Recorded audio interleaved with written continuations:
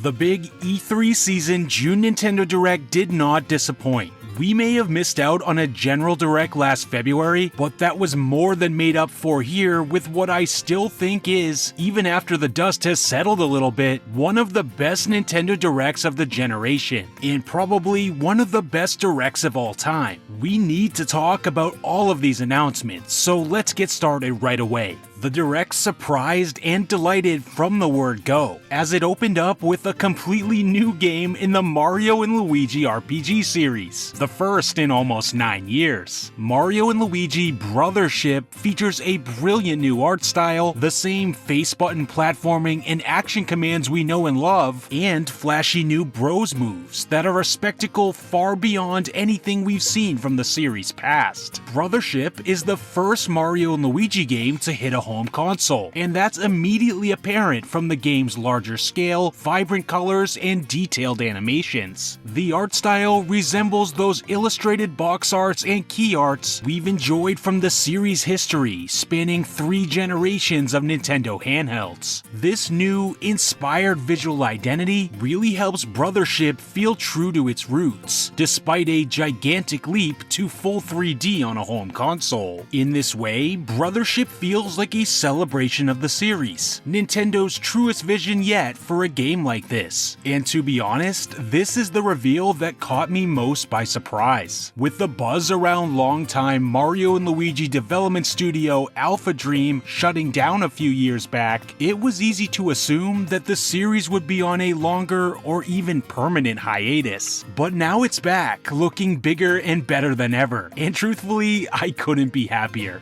The new seafaring adventure Mario & Luigi Brothership will continue our incredible run of Mario Universe RPGs as of late, launching on Nintendo Switch November 7th of 2024. A bit later into the presentation, we finally got some answers about Donkey Kong's next starring role on Nintendo Switch. The reveal began by fading into an all too familiar scene, the opening moments of Donkey Kong Country Returns, a game that first released on Nintendo Wii, later re-released on Nintendo 3DS, and is now coming in full HD to Nintendo Switch. Excitingly, it features a total of 80 levels, meaning it includes the ones previously exclusive to 3DS. This, combined with the smooth new visuals, will likely make Donkey Kong Country Returns HD the definitive way to play one of the best 2D platformers ever made. And let me just say, that is never a bad thing. Some sort of Donkey Kong release was a long time coming, and if it wasn't going to be a brand new platformer, then a modern re-release of Returns certainly makes sense. One thing to make note of here though, it's of course amazing that an improved version of a classic is coming to Nintendo Switch, and I'm certainly thankful for that, but on the flip side, it could be a possible nail in the coffin for a new Donkey Kong game this generation. You never know what a possible September Nintendo Direct might bring, but as of now, we could very well be waiting until next gen for Donkey Kong to be fully and officially back. Either way, Donkey Kong Country Returns HD is our first Nintendo Switch game with a solid release date for next year, coming out January 16th of 2025. After the tease on Dragon Quest Day late last month, I had a feeling that the June Direct would be the place that we next saw Dragon Quest III HD 2D Remake. This turned out to be totally correct, as we got a new trailer, release date, and even a recorded message from series creator Yuji Horii.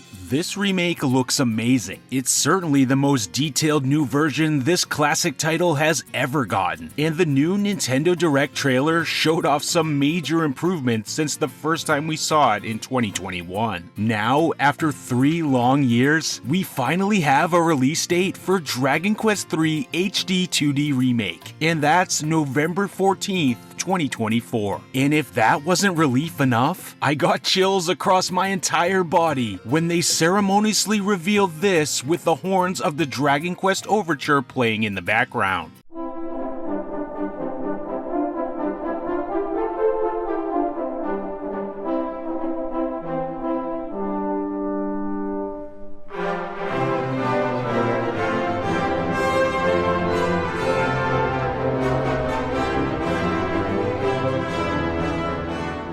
This was an official announcement of a Dragon Quest 1 and 2 HD 2D remake as well, something Yuji Horii seemed to have teased back during the 2021 Dragon Quest Day livestream. We didn't see anything other than a logo and this beautiful piece of artwork, but we know that the 1 and 2 HD 2D remake will be coming to Nintendo Switch at some point in 2025. The Game Boy remakes of Dragon Quest 1, 2, and 3 were some of the favorite games of my childhood. The 1 and 2 collection specifically was the first video game I ever played that wasn't named Pokemon. These played a huge part in getting me interested in games in the first place, specifically RPGs. So I just wanted to express that the surprise reveal of 1 and 2 here meant a lot to me. It was a perfect moment, one I'll remember for a long time, and I can't wait to see how they touch up the original games going forward, for an all-new generation of kids who might fall in love with them just like I did.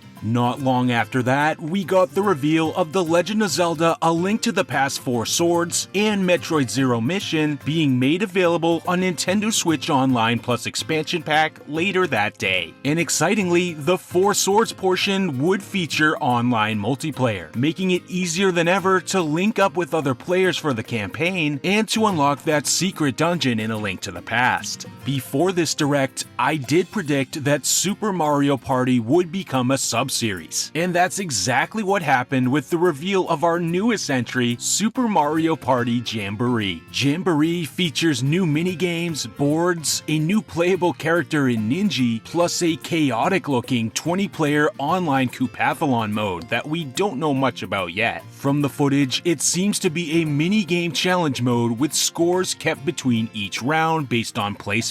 It even looks to have some 20-player simultaneous survival-type minigames, a first for the series. More new modes were teased at the very end of the trailer as well. Super Mario Party Jamboree will have 5 new game boards, as well as remade versions of 2 classic N64-era boards, those being Mario's Rainbow Castle from the original Mario Party and Western Land from Mario Party 2. So in this way, Jamboree seems to be taking influence from Mario Party Superstars, as it brings back some fan-favorite boards, and it of course combines that with Super Mario Party's fresh new ideas and Joy-Con-based motion-controlled minigames. One thing I find very interesting about the messaging in this trailer is how it kept referring to this as the biggest Mario Party in series history. Even its very name, Jamboree, means a very large and boisterous party. What could be in store? It's certainly exciting, and this new entry just might take the Mario Party series to new heights. Maybe that will be with its depth and breadth of content, or maybe it's to draw attention toward the new 20-person multiplayer online modes. Either way, I can't wait to jump into the fun, as Super Mario Party Jamboree launches on October 17th of this year. I was really hoping for a new 2D Zelda this year, and I just about lost my mind at the reveal of what's not even a remake, but an all-new top-down Zelda game, and one that puts Princess Zelda in the starring role, no less. In The Legend of Zelda: Echoes of Wisdom, Link has vanished into one of the mysterious rifts appearing in Hyrule, and it's up to Zelda to save him this time. Along with a certain other reveal that we'll talk about in a bit, this was one of my favorite Nintendo Direct moments ever. One filled with the absolute unbridled joy that we'll finally be experiencing in original 2D Zelda this generation. And it looks better than I could have ever imagined. It may reuse the same art style as the Link's Awakening remake from 2019, but this is for good reason. Look at how in-depth the gameplay systems are. Eiji Aonuma and team seem to have pushed this engine to its limits. And by this, I'm talking about Zelda's new Tri-Rod and the Echo ability, the game's namesake. With this new gameplay mechanic, Zelda is able to make copies of objects in the world around her and use them to creatively solve puzzles, traverse the world map, and to deal with enemies. The Echo ability absolutely blew my mind when I saw it. It's bringing the formula-breaking, endlessly interactive, no two playthroughs are alike problem solving that the recent 3D games have made the heart and soul of the Zelda series. That same spirit is being implanted into a top-down adventure, which is exactly what I wanted. Echoes of Wisdom instantly shot up to the very top of the list when it comes to my most anticipated games of the year, and I'll be simply ravenous for it by the time it arrives on September 26th of this year.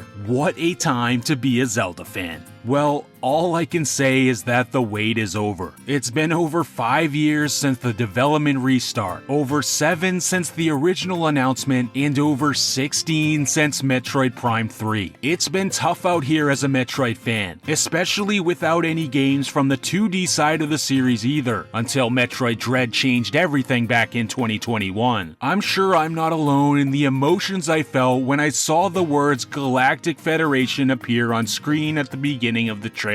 It was a powerful moment, and if you love the Prime games, you know what I mean. It was the realization that we'll soon get to play a new Metroid Prime game, one developed by the same retro studios that, dare I say, delivered 3 wholly unique first-person adventure masterpieces. And what we saw to close out this June Direct, it wasn't just a cinematic trailer. With the game still this far off, it could have ended just there. But to close out the Direct, we finally got to feast our eyes on Nintendo Switch gameplay of Metroid Prime 4, now subtitled Beyond. I'm sure I'll talk much more about this game in videos to come, but right now my first reaction is that it's so impressive. It's as visually stunning as Metroid Prime Remastered, probably even more so, and there seems to be so much going on in this opening sequence. I'll remember this explosion here for the rest of my life. At least from what we've seen so far, Metroid Prime 4 Beyond seems to stick to the series' roots. The trailer shows off use of a very traditional feeling scan visor, and it seems to me that the goal here is to capture the same atmospheric magic as the first game. And ever since I saw that panoramic shot of that natural lush green area at the end of the trailer, I've been pretty confident that Prime 4 Beyond will succeed in this regard. We know it will be a continuation of the story thus far, as we got that epic shot of Sylux entering the scene flanked by 2 Metroids. This is what instilled in me the feeling that this is really happening. The only downside is that it's not coming this year. We'll have to wait until 2025 for this one, but I guess that's okay because look at all the other games we have to enjoy in the near term.